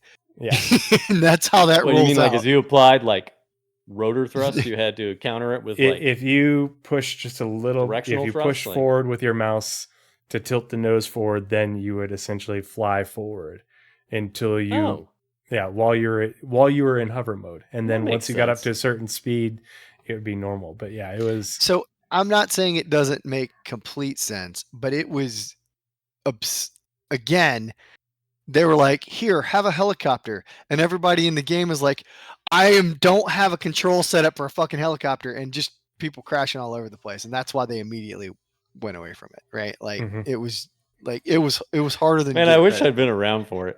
It was not fun. It was I probably would have very been like one of the few sensitive, people too. like, I love it. This is great. I don't think we're this is going to be me putting on my more pessimistic hat. I don't think we're anywhere near with the VTOL stuff yet. The way they've talked about it in the past is they would get control surfaces in and working first, and then they would come back in and adjust the thruster efficiency curves to differentiate your Valkyrie from your Gladius or something. And so I think we've still got a long ways to go with your plane-like ships before they start doing the thruster efficiency curves to be able to do what the Gladius did with the picking it up, when you're not using lift. I think the ships that rely on VTOL and stuff will still be overtuned for a while until they get the control surfaces in and functioning, and then because it's two separate. What do you think a while is, Tree? 10 years. A year at least. I think that they'll be prototyping, and if I had my druthers, I would like to see the demo of how this looks with thruster efficiency curves next year. Kind of like they did with control surfaces with the Gladius. Next year, in a year's time, we've gotten, all the plane-like ships flying pretty much how we want them to relatively. The systems are working, and now we're prototyping and starting to balance Valkyrie for this, because the Valkyrie doesn't really have wings. But I think it's going to take them a while. That don't. Terrapin Yeah. doesn't, right? Yeah, I it's- mean, I mean it's a gonna lot take of them a crash while. turtles. He said the Valkyrie specifically because it almost He does have owns like one. a wing-like blade. No, it's got like wing-like blades almost off the sides of it. I'm with him on this But one. they're It's itty-bitty. almost like it has If wings. those aren't generating lift. I'm Not not enough. I'm not No. disagreeing with you with its fat central Mhm. fuselage. Yeah. The Yeah, only, but the only thing I would add, though, It'd be like Cobb, T-Rex wings, like out to the sides like this. Got a big head and little arms. the only thing I hope they do, Cobb, is they still allow me to use my buttons on my peripherals to do that power on sequence. So if Mhm. it's a 4-part power on sequence, and I can No, absolutely. There's no hotkey reason my you shouldn't have peripherals, that. like I don't want to have to use inner thought. Yeah. Dude, I don't use inner. That was like an I use immersion. all the buttons on my peripherals when I started planes in DCS too, man. I don't touch much. Well, I use the mouse to click a few, but like not a lot. Yeah. At least 25 of the steps are on peripherals out of the 40. He's Well, just got consoles everywhere. the thing that they did though, I'm gonna that I get one of y'all to liked, do this with me. You're gonna love it. the thing that they did that I liked is when they got into the seat, they bound it so that way, you know, your mouse moves around your camera view, so you didn't have to have head tracking. You could move the mouse and look down, press F, look Yeah. over here, press F, Yeah. look, and you would literally just have to know which order to look and press F, and Yeah. you could do it and have that, you know, semi-immersive feel that people with the head tracking or the Tobii and everything that they get. Because you know they're just going to look and press F, and so I think that was a fair compromise for those people who don't want to spend $200 or whatever on a Tobii, but still want to be able to look and use the IK system to do what Nightcob wants to do. I think that's a good fair compromise. So Attira, your favorite panel and why? Fairly briefly. So I had to go back and remind myself of what they were called. So I think the one that I think I like the most was the what's it called? Destination Adventure. The So I thought last one before Squadron, right? I think so. With the Is that the base building one? Yeah. So there was base building, but they also showed the UGF raid. Yeah. Too, which I thought was really cool. So I have been playing a lot of Starfield. I do enjoy the base building in Starfield, the limited bit that I've been. Finding a location sucks. Building on that location once you found it is fun.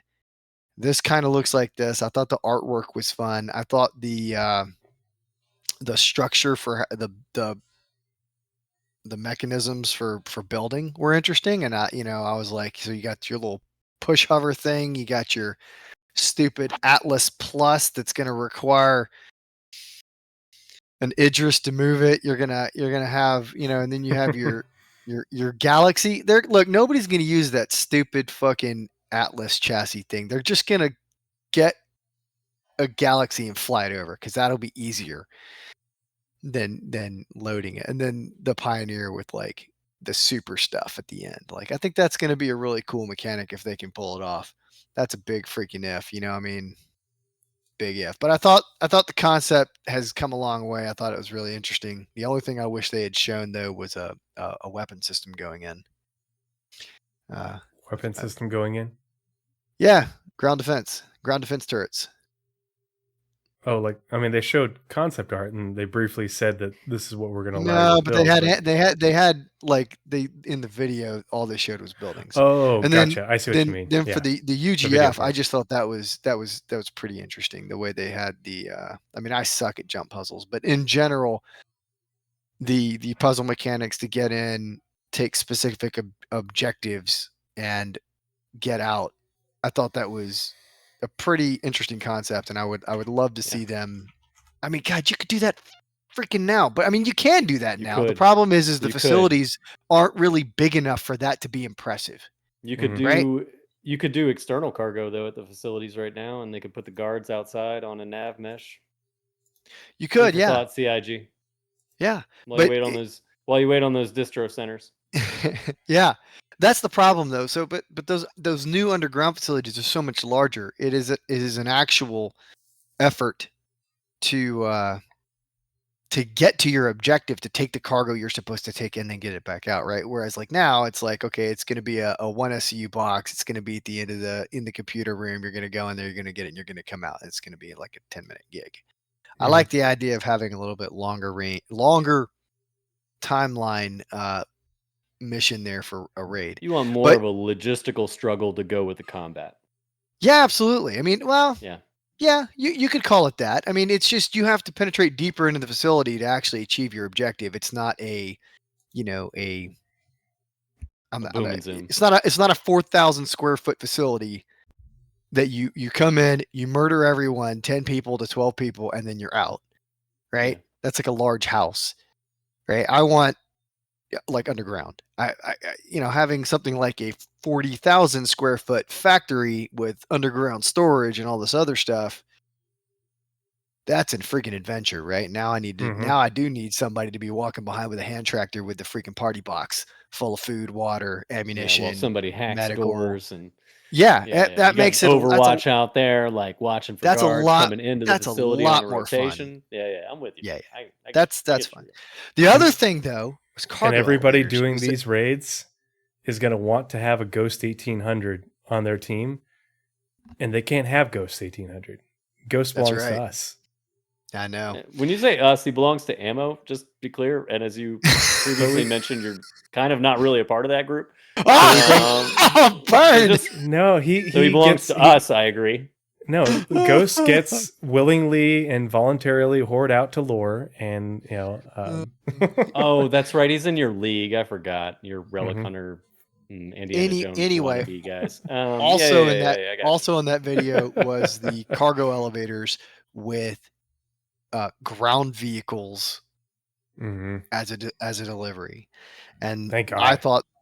I thought that got me really excited, because there are plenty of opportunities where we would like to take a ground vehicle, right? We'd like to do something like that, even if it's just for the novelty of getting in the ground vehicle and driving away and coming back. But holy shit, the process of going down, landing, pulling it, it's such a freaking pain in the ass. It's like 20 minutes to get a fucking vehicle. I just want to call it in the cargo elevator, throw it in the ship, and move out, right?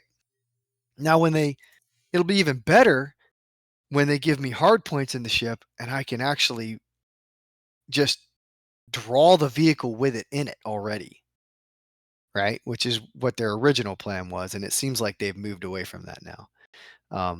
Like I think they were supposed to originally. There was like, okay, if you have a snub fighter, I love the smell of archaeology in the put evening. a fighter in there for when you draw that larger ship, but I don't know if that's gonna happen. Mhm. What is going on in chat that you're laughing at? Oh, Ghost just played one of my sound bites. Yeah. I made a joke Oh. about Indiana Jones wannabes for the League of Mhm. Relic enthusiasts that they do. Oh, yeah, and I can't hear all that. Yeah. But legitimately, I think that's going to be really cool too. You want to take a tank out, you want to fuck around, you can get it right here. It'll take Mhm. 5 minutes. You get in the vehicle, you roll. Oh, not even In the that. story.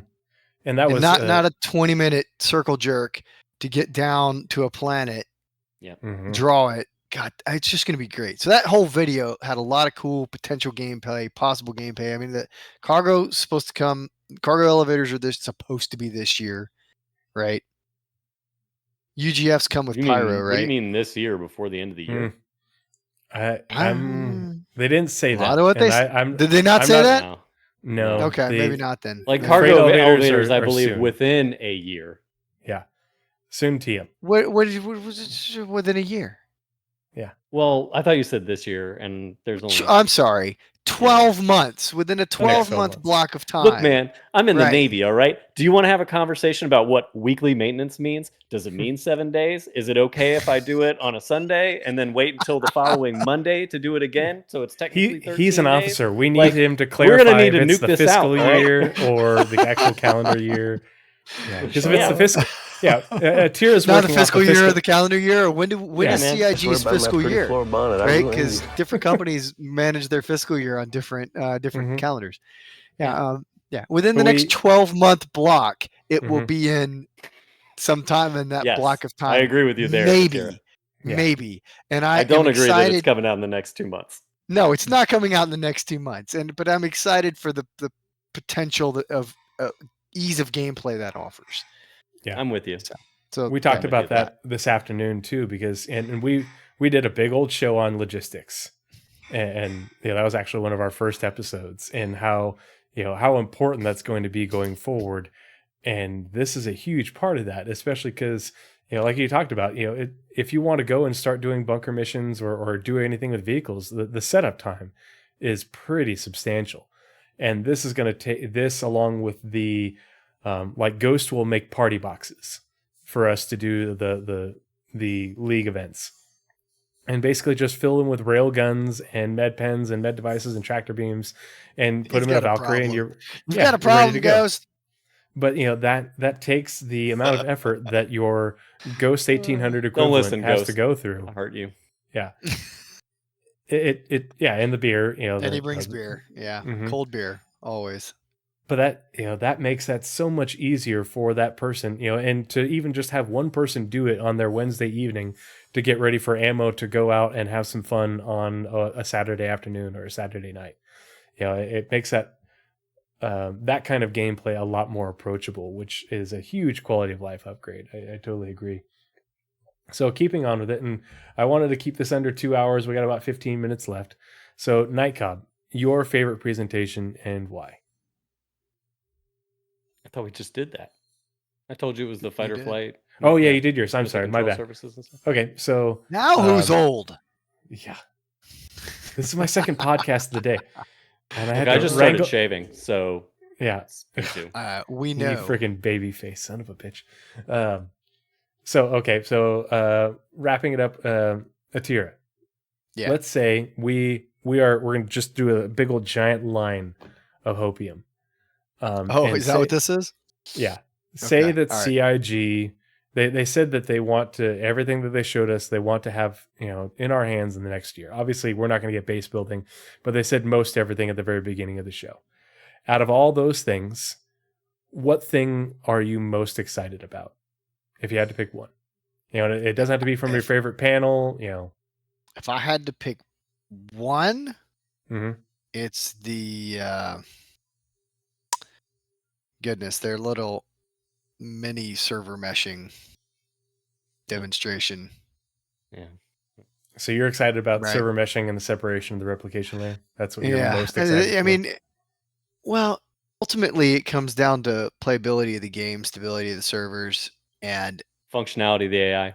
Mhm. functionality of the AI. So yes, because that right there allows them, it unchains them, I think, from a lot of the current technical challenges. And I think then we can get after. I mean, I'm excited. I mean, is it the thing I'm maybe most excited for? No. But yes, right? Because I would love to be able to. Yeah, I mean, I would love to see the performance bump. I would love to see the servers become very, very stable. I mean, I haven't had a 30K in a while, but when it does come, it kind of blows. And to not have to worry about that even less than we do now, I think it would be pretty amazing. And I think that would be, and that's the freaking gateway drug to Pyro. And when I did play Pyro, that shit was fun. Mhm. So, I mean, God bless. There was a guy who was butt ass naked chasing me around the station trying to knock me out. It was hysterical. It was so much fun. There's a little insight into what Attira deems as fun. No, because I kept knocking him out because I don't know if I just had a better rig and I was processing. It gets better. Keep the story going. It was great. We just kept. I just knock him out and keep going, and he'd wake. What I like Kell doing, likes guys, to is beat up getting naked chased by dudes. half naked people and then beating them up. All right? It was hysterical. It was outrageous, right? Because I went. That's how I get my jollies, like, guys. That's how I get my jollies. Was it Patch? Was that what it was? What was the Patch one City. that everybody was complaining about? What was it? Patch City. Yeah, it was a riot. It was, and then we got off and we went off and had a good time. Oh and man, it was fantastic. That's the gateway drug, man. Getting those systems beating up half online naked people. It's the gateway drug, guys. is the You heard it here. gateway drug Flip to it. beating up half naked people in Ghost, Star I Citizen. see you in Look. chat. I see you. Look, don't. Tree should tell why he isn't allowed to treat people. So we went on Yeah. a relic expedition in Pyro earlier this week, and we found a player that had been killed seemingly by NPCs at a outpost that we went to on a mission, and they had a bunch of good gear, and they had arrived in a C8R. So I was like, all right, well, I'm taking your stuff and I'm taking your ship, and so. I think we had somebody providing escort with the Hornet, and then we had a Valkyrie, and there was like 6 or 7 of us. And so I was like, sweet, we can at least treat our tier 3 injuries without having to go anywhere. And so I tractor beam the body onto the bed in the C8R, as if I'm, doing my, because I role play like I'm a medic who also, they're not using these organs anymore. I'm just going to acquire these. And I heal, but I need money. yes, yeah, healing is expensive, and I have expensive habits. And anyway, so Organ harvesting. I role play like I'm organ harvesting while also looting their gear. So I tractor beam the character up onto the bed, and I go to do the inventory looting thing. Well, it blacks out the screen other than the inventory UI, so I can't see anything except for the inventory UI. And so I'm just I want this and this. I'm going to take this, and and then I get out of it, and I've taken everything off the player and either put it on my personal inventory or in the C8R's inventory. And then the screen lights back up, and it's the character was a female, and so she's in nothing but her underwear now on the bed for the C8R. It scared the crap out of me live on stream. And then, so I have concerns about where the story goes from here. Yeah, so I think we can go ahead and end the stream now, and Yeah. congratulations, we're good. Yeah, Do we stop everybody now? was given Chat. I feel like one in chat if we stop him now before this goes any further. Ev's in chat, and he gets demonetized. we all. But so these jokers from the lore crew, including Ghost, are giving me a hard time, live as we're playing the game, as well as the people in chat. And then, so I immediately chuck the body out the back. I'm like, this isn't what it looks like. Because that's what you do. Yeah. And so we kept playing, and then we're going to call it a day. And so I head back to, I forget what the name of the station was. And so I'm going to pull up to the station. I'm requesting a hangar, and the station has missile turrets. And apparently I was in the wrong place at the wrong time because they were just going off, and it just hit me with a missile and I exploded. And so I respawned back in a hab. And this is not 10 minutes after, the incident in the back of the C8R. So we're going to call it now. And so I respawn and I literally get up out of bed. And as I'm getting out of bed, there's another female body on the floor, nothing but their underwear in my hab. It scared the bejesus out of me. I'm like, how does this keep happening? This isn't mine. I don't know how that got there. And so, it was a pretty entertaining tree. Mm-hmm. Shame on you. Oh yeah. Right. The lore crew was having and chat were having a field day with me. I was embarrassed. So to cap off the show, Night Cop, out of all the things, and maybe they don't come next year, what thing are you most excited for? And I think I know the answer, but we'll hear it anyway. I'm going to surprise you. I'll be honest with you. I'm just trying to figure out how I follow up that story. I feel like I should have made you tell it afterwards. You need something to do with naked bodies, because I had one, Tree had one. It's your turn. No, I refuse. No, thank you. No, you know what? It's a little thing, but it looks so done, and I want it right now. And I don't know why. It's just it's one of these things. I saw it, and I was like, I want that immediately. Put that in the game right now. I feel like we just all deserve it right freaking now. It's the weapon sights. The weapon sights, the new those were really and all nice. that kind of stuff. Yeah. Dude, I was like, those look so good. I want them right now. And it looks like we can have them right now. Do that now is what I do it now. Yeah. I would add a little bit of the weapon wear and tear into it as well. I would love to get that immediately right now too. But the weapon sights, the moment I saw it, I was like, oh man, please, can I have that right now? We were seeing a lot of weapon wear in Pyro. I heard. Yeah, who was I playing with? I was playing with Witcher, Gary, Joe Freak. I think it was Ghost and Dell, and a few other people. And we're all looking at our weapons, these things are really dirty. Keep tree away from the space cows. Yeah, Jesus. See, Daddy, you. That's all right. Apparently, I have what is it? Cobb mode now? Yeah. Fuck all Cobb mode. Oh my gosh. No, sorry. Manners, gentlemen. Manners. I like you. Y'all are great. We appreciate you. Support the charity. you hooligans. No, those. Yeah. Especially the differentiation between a scope, between a holographic type sight, and the what's the term? Motion parallax, right? Is that the right terminology? Parallax for it? error. Yeah. Yeah. There we go. Yeah.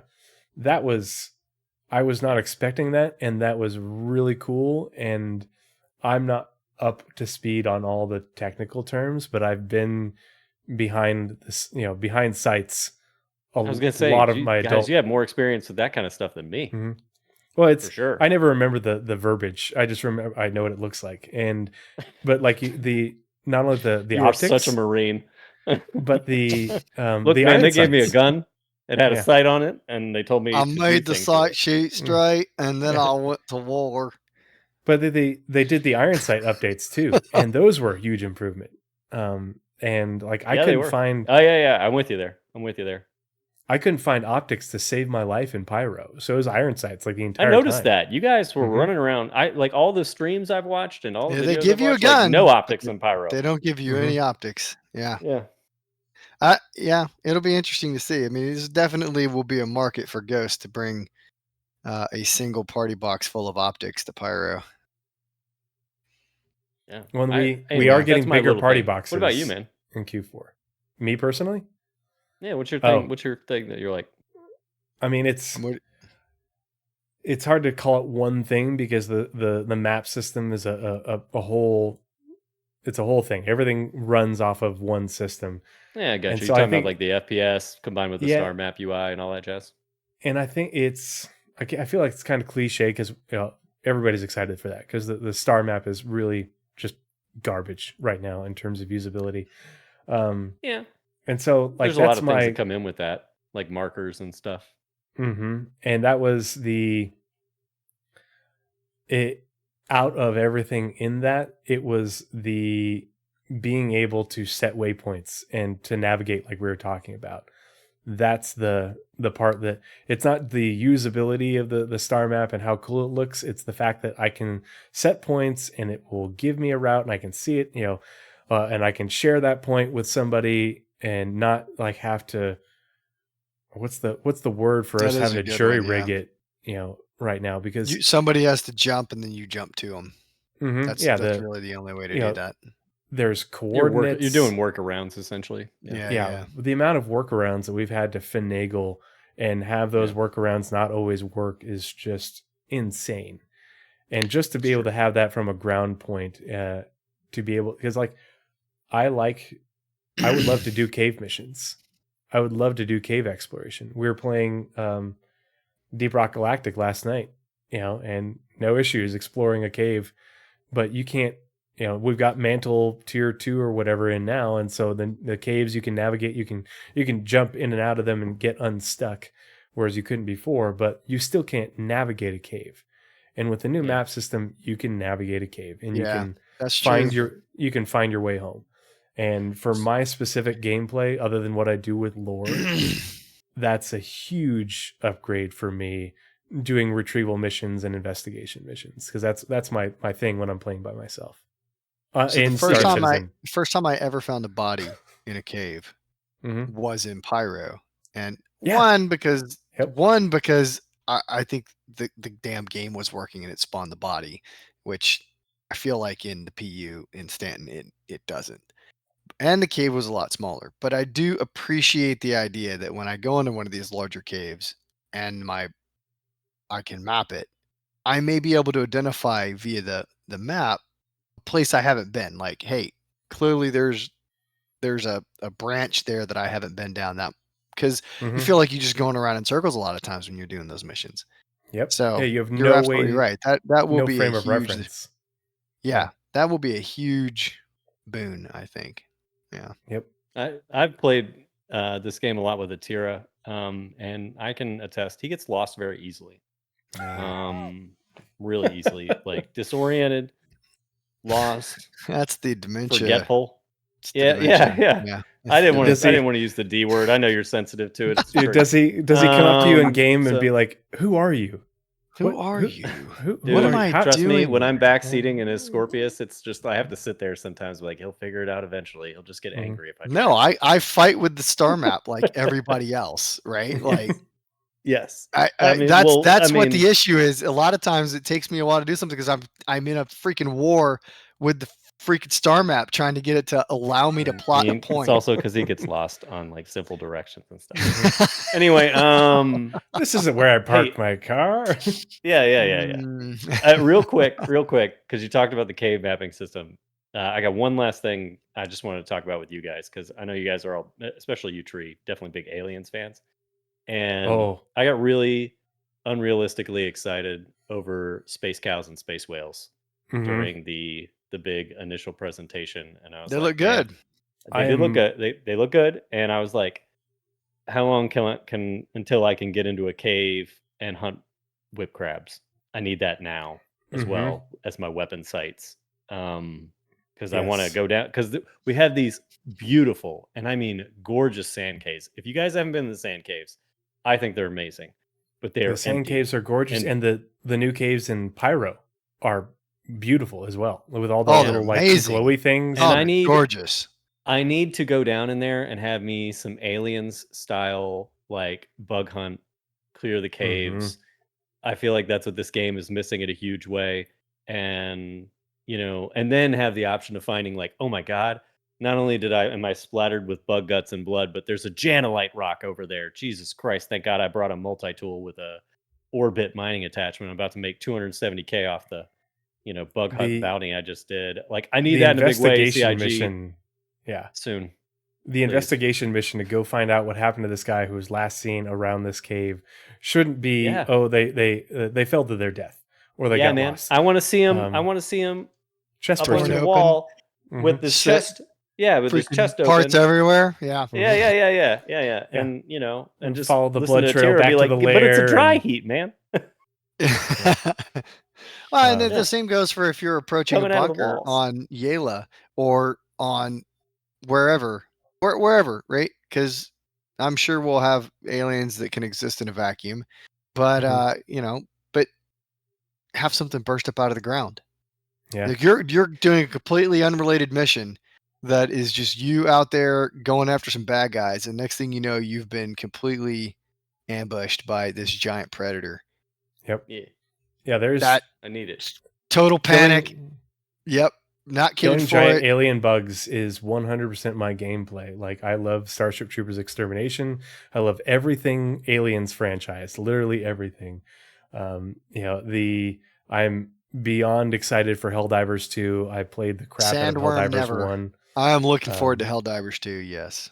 That's I'm gonna be gonna cool. I'm gonna play and stream the hell out of that. Speaking of aliens, before we wrap up the podcast, if you guys haven't played, oh gosh, I was just playing it today. It's the new Alien strategy game. If you like XCOM, it's Dark Descent. I Dark have it. Descent. Yeah, I've been playing it too. I played that Dark Descent. for 3 hours today and a few hours yesterday, and I am absolutely loving it. It is totally worth great it. game. It's a great game. It's XCOM, but the combat mission is real time. Whereas you have turns back at your base and you're rebuilding your base, and it is.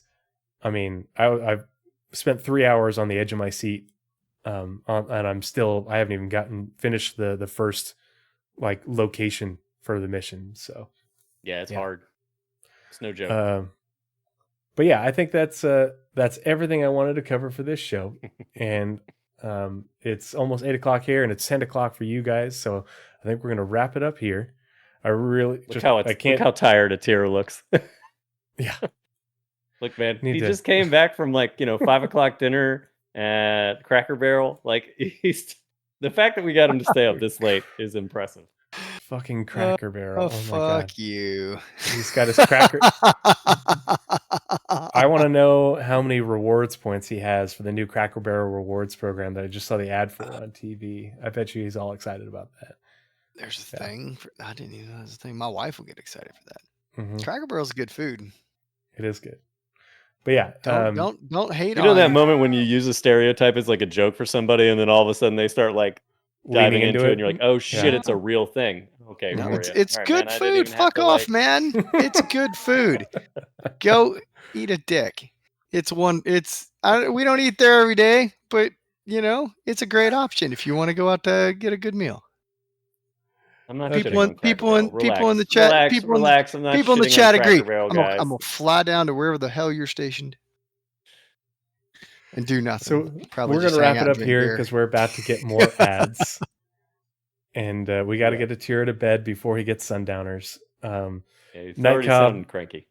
Tira, thank I you know, I'm guys so so much cranky. for joining me this evening. I know you guys have busy schedules and a lot going on. It's been too long since we've gotten together, and so this has been a lot of fun. Really great to hear your thoughts, and we'll definitely have to revisit a couple of the topics we've talked about with the new information that we have, because I'd love to hear more about. Boy, when we do resource management, that's gonna be a rant. Anyway, we're not going to Yeah, it get is. into that. Yeah.